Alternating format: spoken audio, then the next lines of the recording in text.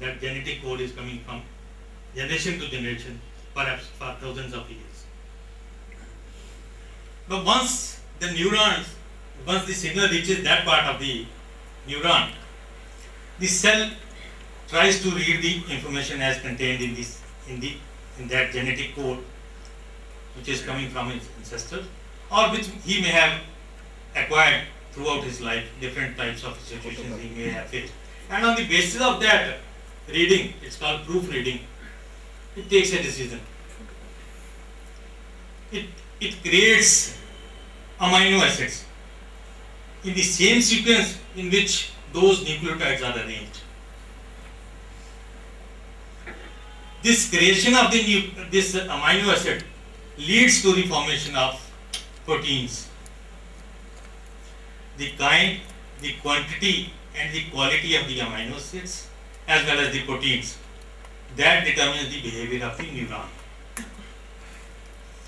Now once proteins gets formed, then the neuron or the cell, it takes a decision.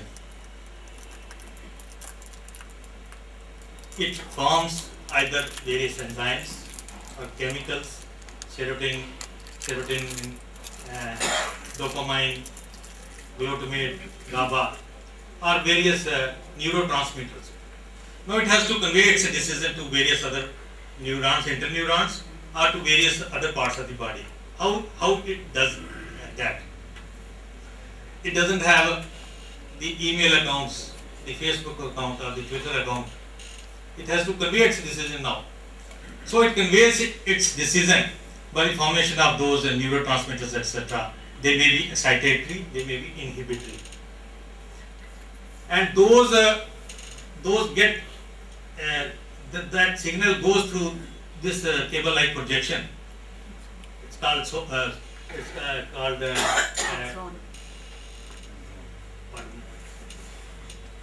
axon. Yes, axon. It travels through that axon, and at the ending of this axon, there is a joint of other neurons as well, where it gets attached to various receptors. It activates those receptors. Now the kind of receptor which is activated, that will determine the behavior of that particular neuron. So a lot of activity is taking place. Now as I said, that the genetic code, which is in the form of those 4 types of nucleotides, if we can, I am repeating it, if we can disturb that particular sequence, that means we have entered the genetic code, we have disturbed everything, then everything gets disturbed. The formation of the amino acids, the subsequent formation of the proteins, and the resultant behavior of the neurons, everything gets disturbed. Now is it possible? Perhaps the modern science doesn't have the answers for this at the moment. They have been successful. This is the functioning of the neuron. They have been successful, and this is the double helix type of arrangement of the nucleotides. And once, as I said, that we have to disturb this thing. They have been successful in separating these 2 strands, and by virtue of that separation, they have been successful in creating clones. They are creating clones now. But can that disturbance be carried out in a living human being? They carried out that in laboratory conditions. Can that be carried out on a living human being? That is the moot question. And if we can do that, perhaps we have succeeded in changing the behavior of the human beings. Modern science doesn't have answers. Maybe in near future they will find answers for that. But I think for that matter you have to travel to the psychological functioning of the brain. You must have heard about the sanskars and the chit. Now, what are these sanskars? These are the impressions which we daily get from different sources, from different these sensory organs. Let us suppose that there are three types of functionings of the human brain. One functioning is where it discards the information at once You see a thing, you hear a thing, and immediately you discard that. The other is you retain it for some time. And the third is you retain it permanently in your brain. Let us suppose that you have gone to the Raghunath Bazaar. You start from Raghunath Chowk and you have to go to City Chowk. In between you meet hundreds and hundreds of people. Once you reach City Chowk, how many faces you remember? Maybe none. But in between, if there is a scuffle going on between two unknown people, and you happen to watch that, maybe for some time, for a couple of weeks or for a couple of months, you will remember those faces. And if a serious incident takes place, somebody gets stabbed, somebody gets murdered, you will remember those faces for your entire life. So it is being retained somewhere. In what form it is being retained? Where it is being retained? What is the format of that retention? Is it a zip file, JPG file, PNG file? And how much space it is occupying in your brain? And if it is occupying some space, if you can delete that program now which is ingrained in your brain, that means you have created some space in your brain. Just like in your computer, you delete any obnoxious file, virus infected file. Once you delete some program, naturally some space is created. In the same way, once you delete those programs from your brain, naturally some space is created in the brain. And once that space is created, then you have to fill up that space with positive programs. Now, what are those positive programs and how those get filled up in the brain? I'll come to that. But before that, you must have heard that the behavior of, or you must have seen in your entire career, you have faced a lot of people whose behavior changes almost instantly. One fine morning he is a totally law-abiding citizen, or one fine morning from a law-abiding citizen he becomes a criminal. Now where that change comes, how that change comes, and why that change comes. Have we given any consideration to this part? Because if you see the biological body of the individual, perhaps in the biological body there is no change. At some point of time, even the formation of the cells in the brain has also stopped. So where this change has come, that change has come in his thought process, in his mind. Now how the thoughts change and from where these thoughts come? What is the source of these thoughts? What is the source of his ideas, his urges, his passions, his compassions, his lust, his greed? What is the source? From where they emerge? And what is the source of positive and negative ideas? Why is it so that Mr. Bhan, Mr. Joe, and a lot of you people, you are always thinking of doing something positive for the country, something positive for the state, by organizing seminars, conferences, or doing some other act which is beneficial for the benefit of the community. And why some people sitting in this city alone, they are always thinking of doing some negative act, some negative activity to harm others. What is the difference between those people and these people? And if we can go to the source of these ideas, these thoughts, these passions, perhaps we can manipulate that part of the body, that part of the brain from where they emerge, and we can lead him towards positivity. And for that matter, you have to go to the human brain, because in the human mind, because in the brain you will not find any part which we can identify as responsible for giving shape to his thought or his ideas. Now mind is something which is subtle. Brain you can cut open, brain you can see the functioning of the brain, but mind you can't see. But still mind is there. It can assume any shape. howsoever big or small it may be. It can take you anywhere within the fraction of a second. You are sitting here, you think that you are in America, you are in America. You think that you are on the moon, you are in the moon within the fraction of a second. You think that I want to travel to the end of the universe. Within the fraction of a second, you are there. Now, what is that which is taking you there? It is the human mind. And it is that mind which we have to change. And that can't be possible by using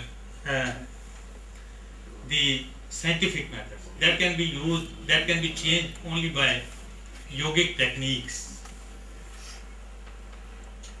There is a process in yoga which is called Vitarka elimination process. Vitarka are the negative files, the crime generating programs in the human being. At certain point of time, at certain stage of doing yoga, you come across when you feel that the negative files lying in your karmasya part, that part of the chit, where those files, those programs, those sanskars are lying, that is called karmasya. You feel that those negative files, they are getting enfeebled.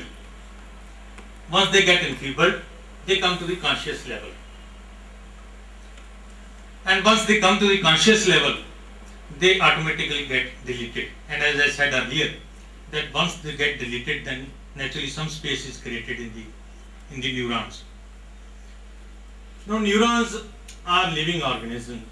They have life, they reproduce, they produce their offsprings, they take decisions. And as per my understanding, and as per the Indian literature and Indian philosophy, they have got all the three qualities which a normal human being has got, called the sattvic, rajasic, and the tamasic. Sattvic is something positivity, lucidity, brightness. Good people have got this quality. Rajasic is something average people. It can fluctuate between normality and criminality. And tamasic quality is the negativity, darkness, the darker part of the individual. And this quality of the neurons is not something static. It goes on changing.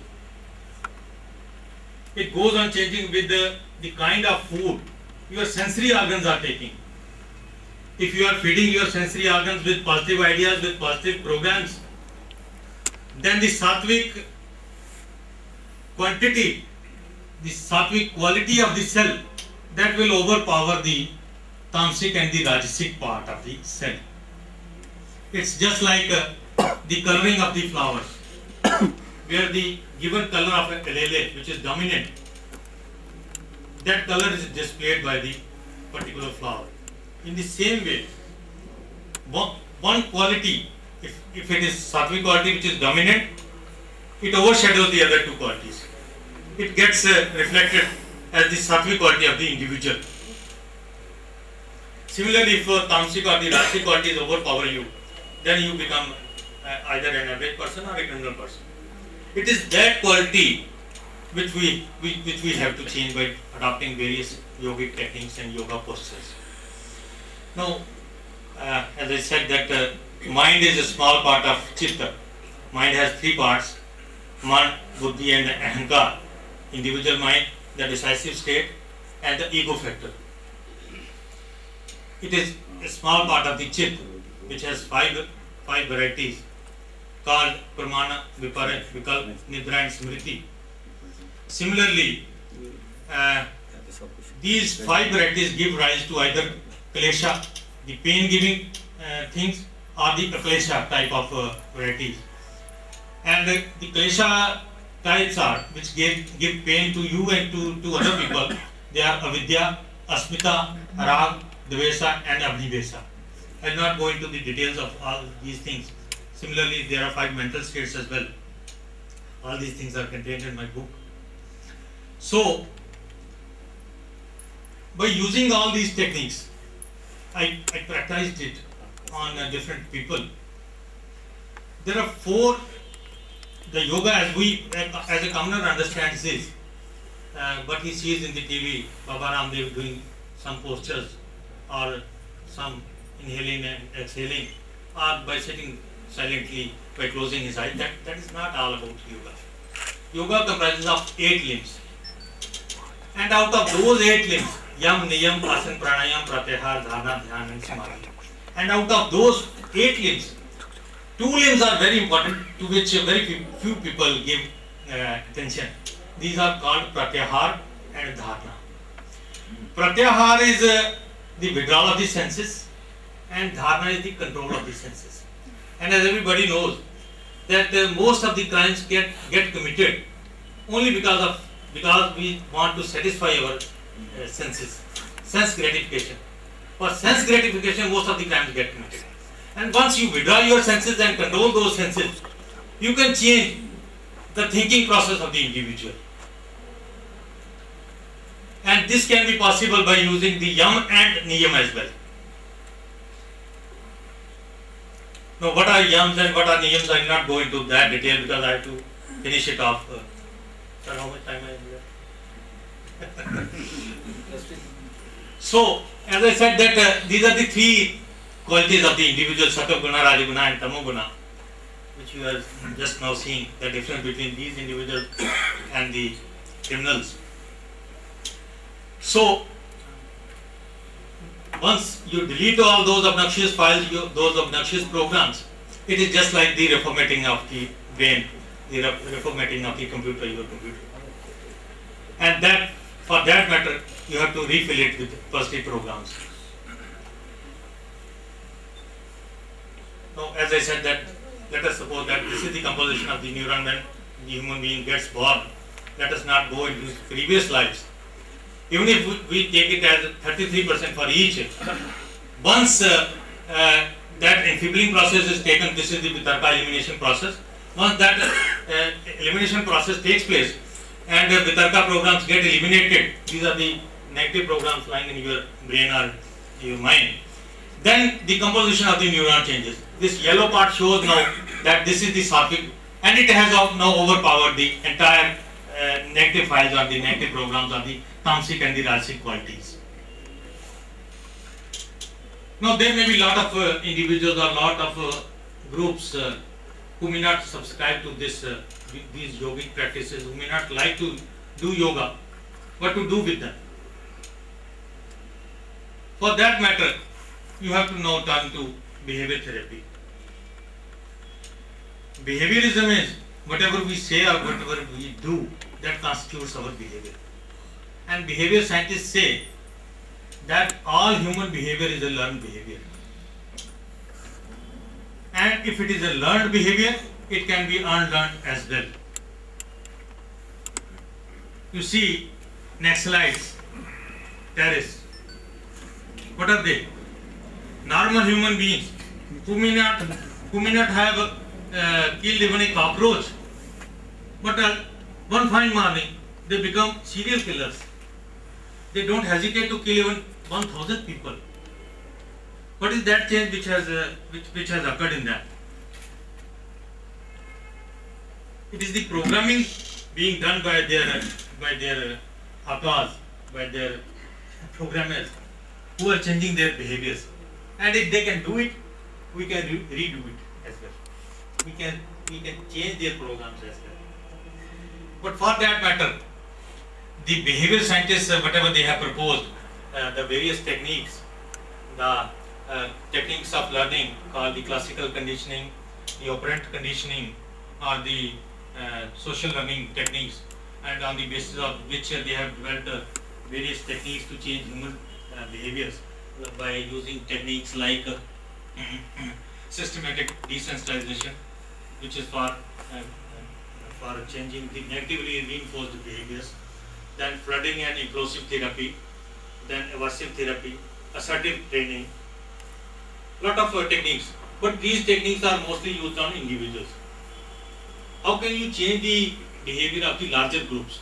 If you want to change the behavior of entire communities, then what practices you have to adopt? For that matter, we developed a special technique by diagnosing the problem of the community.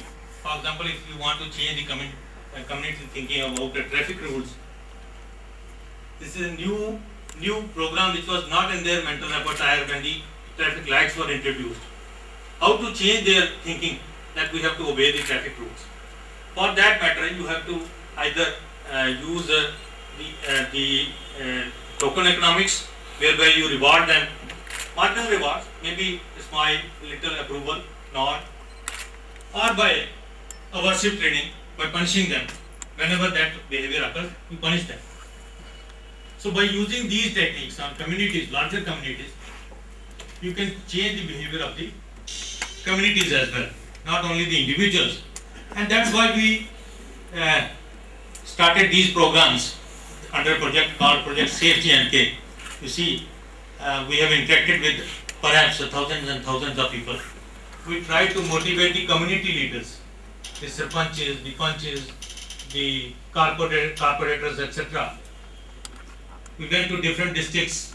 This was a program in Samba, then we went to Rajouri, then we went to Punch, then in Jammu as well, and then Kathu as well.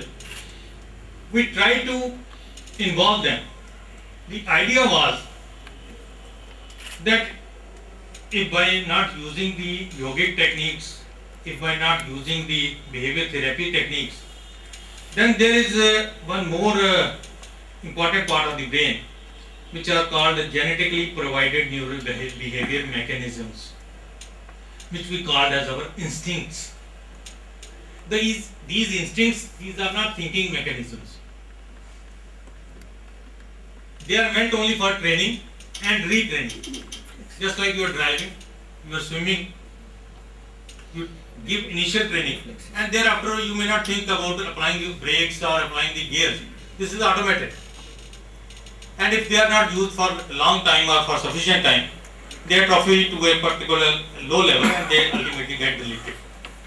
So by using these techniques, by using the neural behavior mechanisms, we wanted to change the behavior of the communities.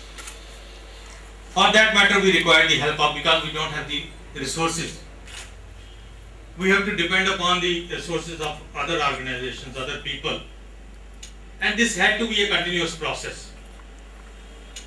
It can't be a random example that one day, one fine morning you go there and give a speech to them and ultimately come back and next morning they forget about everything. It has to be a continuous process.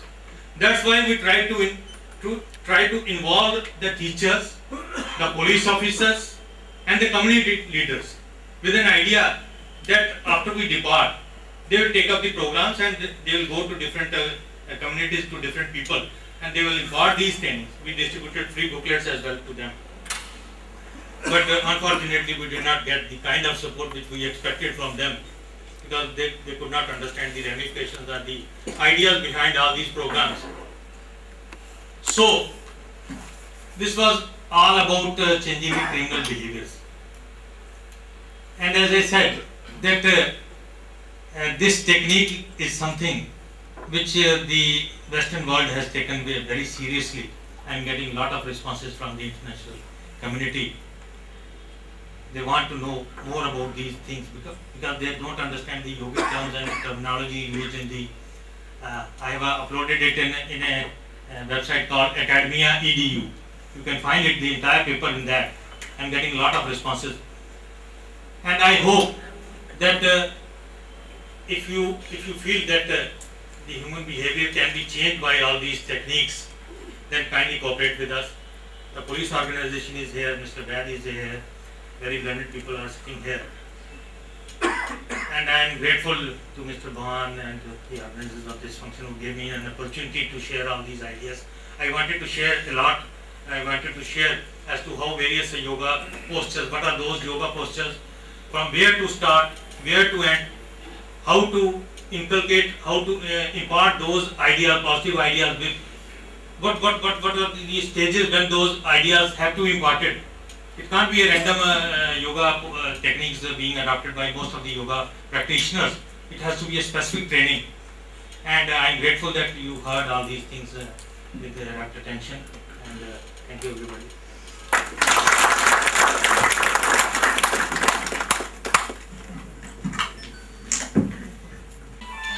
relevant to the topic only.